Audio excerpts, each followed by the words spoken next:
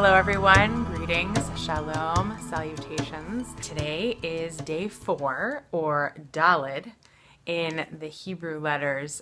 Daled means the number 4. It also means doorway, and so every time there's a Daled placed somewhere, there's an actual transcendence that can happen, or a transition. And I don't know about you, but it's been 2 days since I was praying in synagogue over Rosh Hashanah and listening to the shofar and feeling all filled up and renewed and rejuvenated.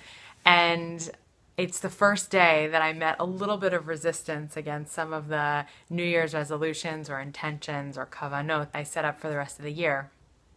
I was given this opportunity today to help someone that's really important to me, and I did. And then I had some goals to more work-related things, and I had this opportunity to continue being in service in a more personal way, and I chose to go with my work. And that's difficult for me because I always put family and friends first. And today I made a decision, after taking a deep breath and checking in with myself, that, you know what, I think I'm gonna go for the path of most resistance for me and serve myself for a minute. Some of you watching may actually have the opposite issue, but I hear a lot today, people are like, oh, I really should put other people first.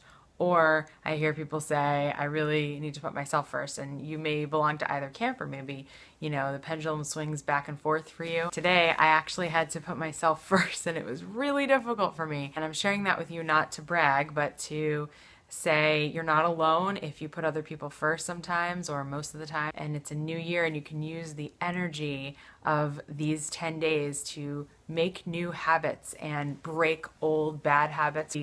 Thunderbolt into the next year, doing more things that you really want to do or that you really need to do in order to take care of your purpose. So gifts that we've been given are actually on loan to us.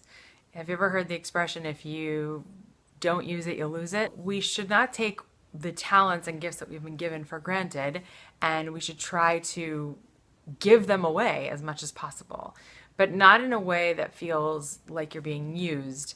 More so if you were a kli, a vessel of God's light. For instance, I love to sing, and so I could just sing in the shower, or I could sing on my street and hope that people hear me, or I could sing for all of you in the classroom when I'm teaching, or on a stage when I'm singing, sometimes with my sister, or in a concert, or other women, or for organizations like I get hired to do sometimes.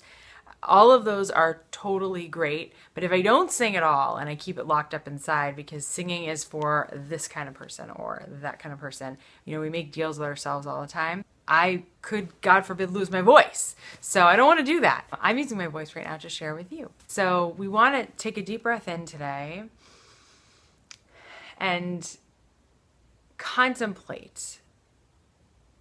Create a little bit of silence in between you and your Creator, and ask the question, what are my gifts? What are they?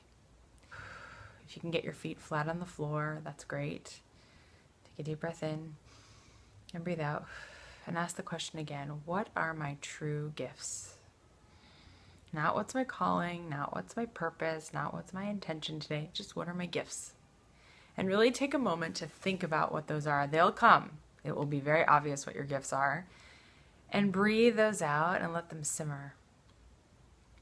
And I'm going to invite you to take a moment to journal what those gifts are and think about the ones that you like to utilize the most. That should be where your money is. Little secret. But beyond that, your purpose lies in there too.